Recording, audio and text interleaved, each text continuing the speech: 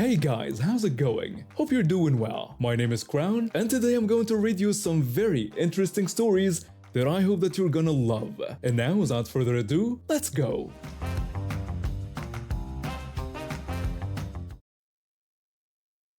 I was the manager of a programming department at a tech company. I started with 5 programmers reporting to me. I spent half my time programming and half managing.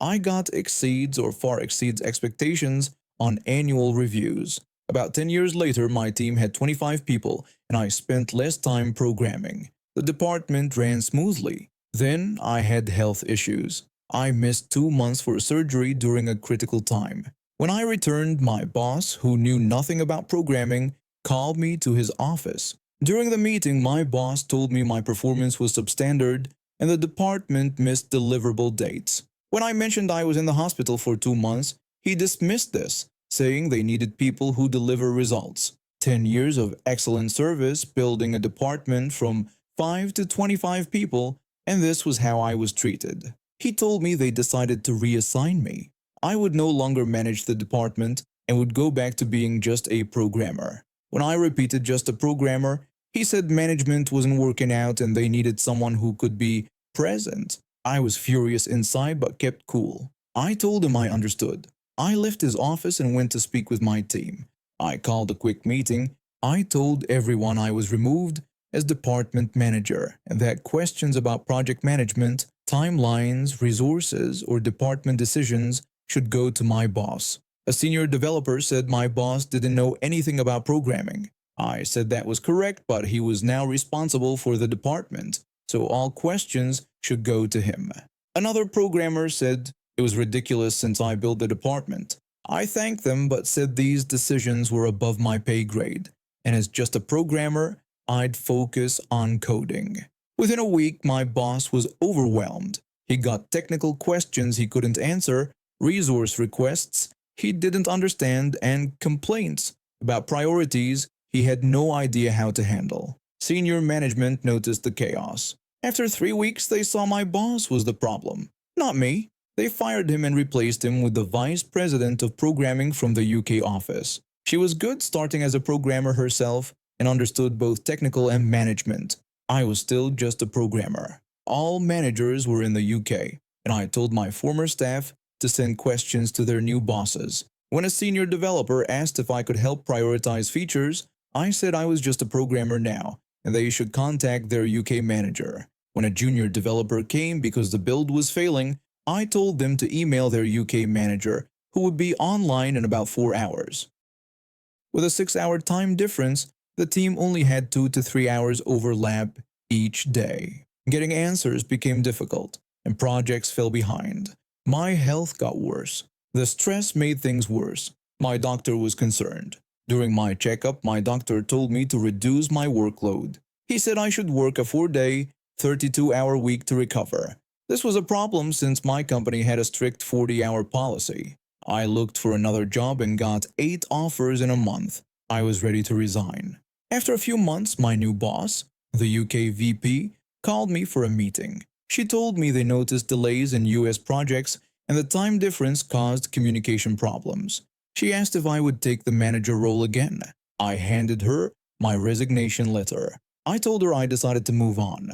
When she asked why, I told her about my health issues and need for reduced hours, and how my previous boss treated me. She asked what would make me stay. I said a 10% raise and a 4-day, 32-hour work week. She said this was against company policy. I gave her 24 hours to decide before I took another offer. The next day, she called me back. She told me they accepted my terms. 10% raise and 4-day work week, with me as manager again. I said I would start the new schedule next week. The department ran smoothly again, and my health improved with the extra day off. The company later changed their rigid policies after seeing how well our department worked. I work at Sammy's Diner. The best part of my week is Thursday evenings when the boxing crew from Knockout Gym comes in after their training session. These guys, about 8 of them, are the nicest customers we have. They're always polite, tip well, and despite looking intimidating with their muscular builds and occasional bruises, They're total sweethearts. They even help stack chairs sometimes when we close. Last Thursday started like any normal day. The lunch rush had died down and I was looking forward to the evening when the boxing crew would arrive. Around 6:30 p.m. they came in, all sweaty and hungry after their training. They took their usual spot, the large corner booth plus a pulled-up table to fit everyone. I just finished taking their drink orders when the front door opened. In walked this woman in her 40s, dressed like she was trying to look 10 years younger, with that specific haircut that made my stomach drop. You know the one. She sat at a two-person table even though we had a "Please wait to be seated" sign, and started tapping her nails loudly on the tabletop. I finished with the boxing crew and headed over to her. I greeted her and offered to get her a drink. She complained that she'd been sitting there for 10 minutes without anyone acknowledging her, which was a lie. She'd been there maybe 90 seconds. I said sorry for the wait, explaining we were short-staffed. She ordered an unsweetened iced tea with instructions about keeping the lemon on the side, adding that someone had put it directly in her drink last time. I'd never seen this woman before, but I just smiled and nodded. When I asked if she wanted to hear about our specials while looking at the menu, she cut me off. She demanded a chicken Caesar salad with grilled chicken instead of processed garbage, real Parmesan cheese instead of the cheap stuff, dressing on the side, and crisp lettuce. As I turned to put in her order, she snapped her fingers and demanded warm bread with real butter, not margarine. I went to put in her order and get her drink. When I brought the iced tea, she took one sip, made a face, and told me I brought her sweetened tea.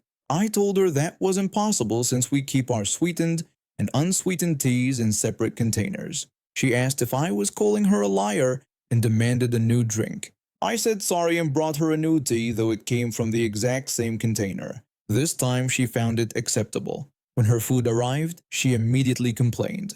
She said the chicken was dry and that we weren't using real Parmesan, though the chicken was perfectly grilled and juicy, and we only use freshly grated Parmesan. I offered to have the kitchen remake her meal, but she refused and demanded to speak to the manager. I told her that my manager was on break and it would be a few minutes. That's when she really lost it. She started shouting about driving all the way to our restaurant for a decent meal, only to be treated like garbage. By now her voice had gotten so loud that the entire restaurant was watching. The boxing crew had stopped their conversations and were looking over with concern. One of them, a big guy with a buzz cut, who was always especially nice to me, caught my eye and raised his eyebrows as if asking if I needed help. I shook my head slightly, hoping to handle the situation myself. That's when the woman stood up, grabbed her chair, and lifted it over her head. She was screaming about being served slop and looking like she was about to throw the chair at me. Before I could react, Buzzcut was beside us. He took the chair from her hands and set it back on the floor, suggesting that everyone needed to calm down. The woman turned her fury on him. She screamed at him for touching her things and asked who he thought he was. Then she slapped him across the face. Hard. You could hear it echo through the now silent restaurant. Buzzcut took a deep breath. I could see him clenching and unclenching his fists, trying to control himself. Without a word, he turned to walk away. That should have been the end of it. But no. She yelled after him, calling him a coward for walking away. And then she spat on his back. What happened next seemed to occur in slow motion. Buzzcut turned around and with perfect form, delivered a left hook that connected right with her jaw. The woman went flying backward, crashing through a table and chairs before landing on the floor, completely unconscious. The whole restaurant froze. Someone called 911. Within minutes, police and emergency medical technicians arrived. The police took statements from everyone, including me. Thankfully, our security cameras had captured the entire incident. They reviewed the footage right there. The woman had regained consciousness but was handcuffed and taken away in a police car after being checked by the medical technicians. The officer told Buzzcut and the rest of the boxing crew they were free to go. It was clearly self-defense, especially after she had assaulted him first and then spat on him. As they were leaving, Buzzcut stopped by me. He said sorry for the incident and asked if my shift was ending soon. I told him I had another hour, but I was okay. He said he and his friends would wait and make sure I got to my car safely. And they did. All 8 of them sat at their table, ordered dessert, and waited until my shift ended, then walked me to my car. I later found out this wasn't the woman's first time. She'd been banned from several other restaurants in town for similar behavior. The boxing crew still comes in every Thursday, and Buzzcut always makes sure to ask how I'm doing. I work in road construction for 7 years now. It's hard work, up before dawn, working in all weather conditions, and dealing with angry drivers who don't understand why we need to close lanes. But I enjoy the team feeling with my crew and seeing a finished project.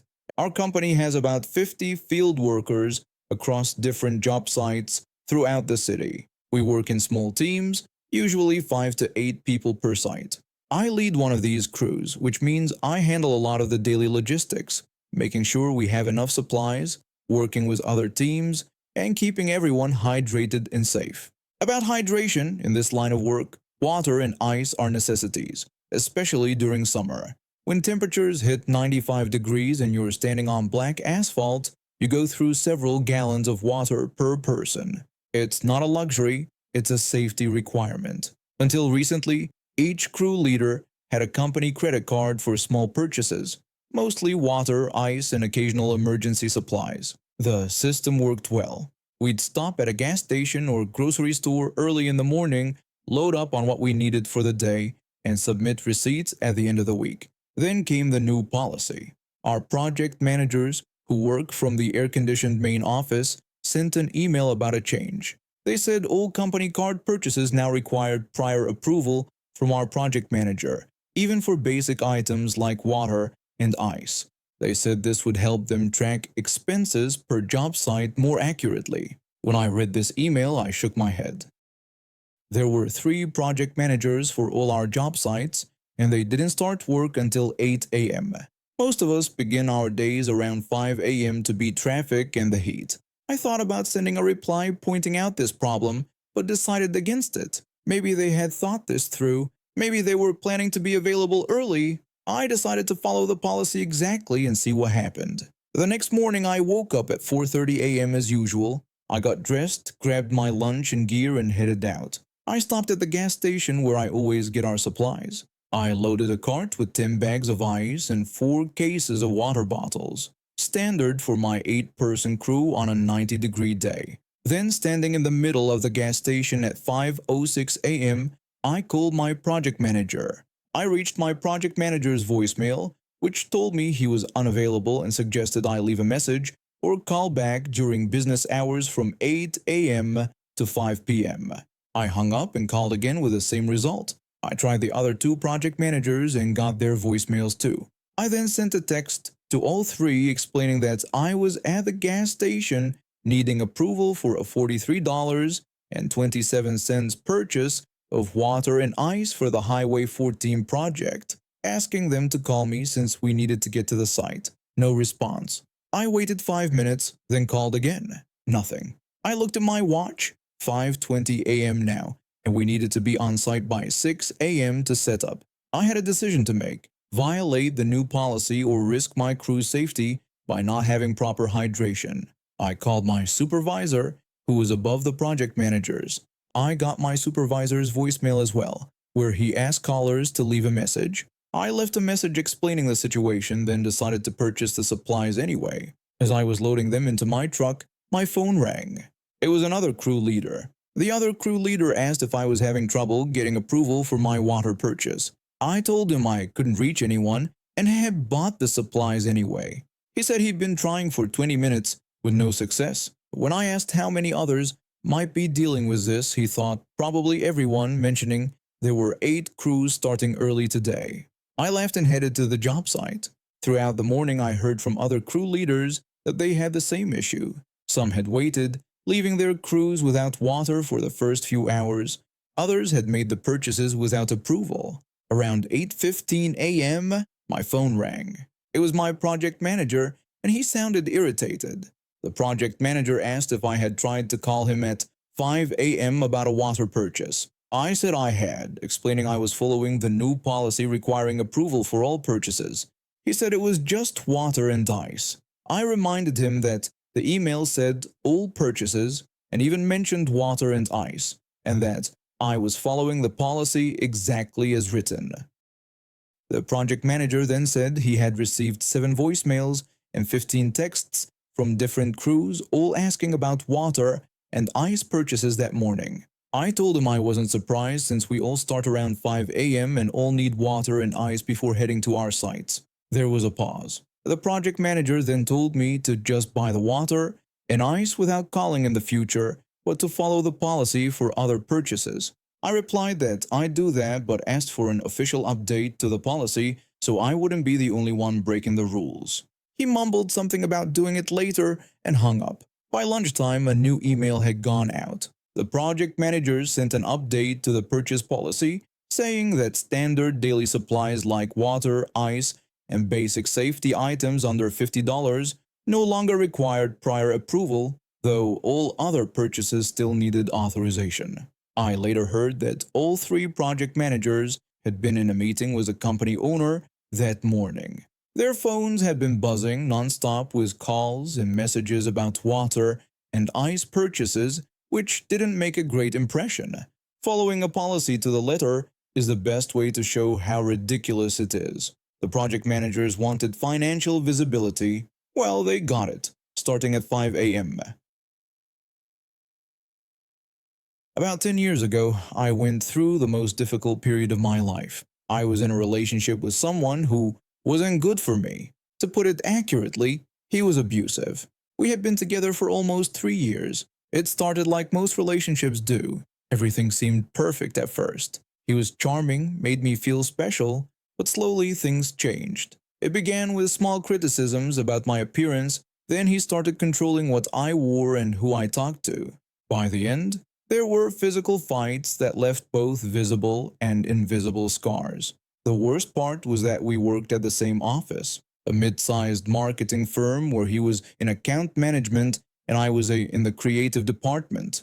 At work, he kept up his charming persona, and nobody knew what was happening behind closed doors. I stayed too long.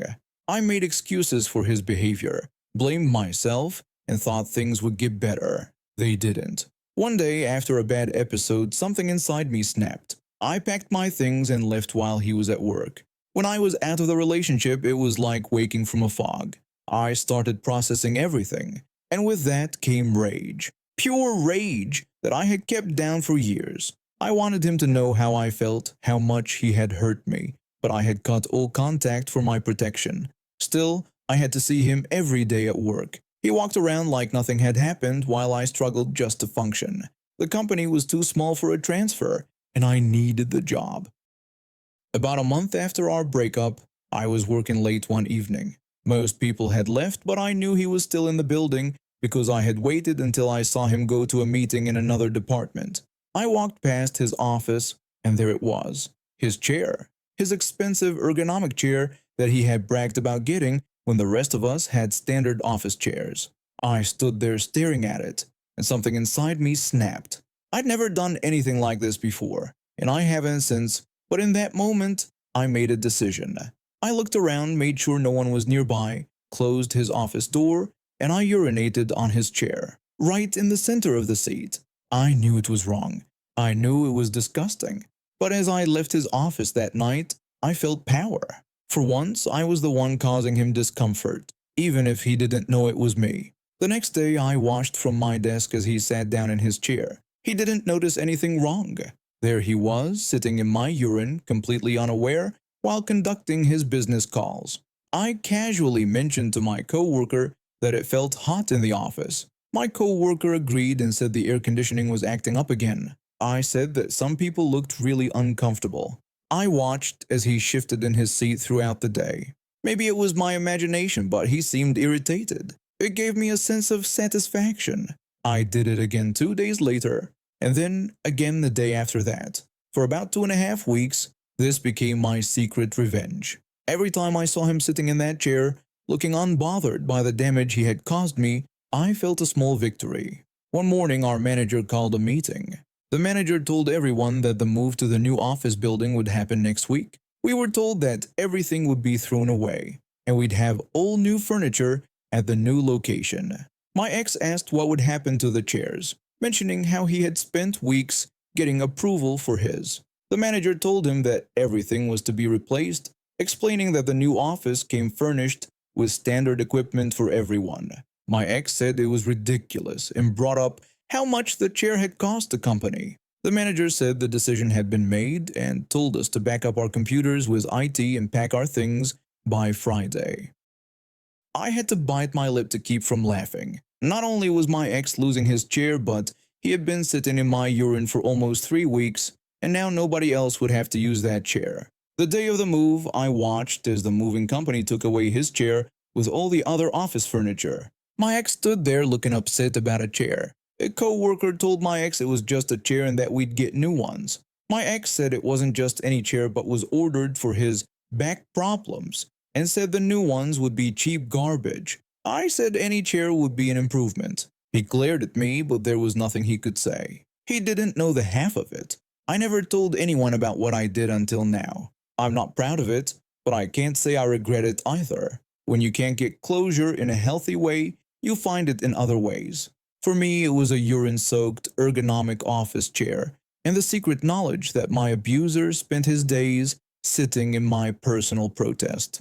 Within a few months after the move, I found a new job and left the company. I heard he got fired for shouting at a client. Karma works in mysterious ways. And now we have reached the end of today's stories. Thank you for watching, and see you next time.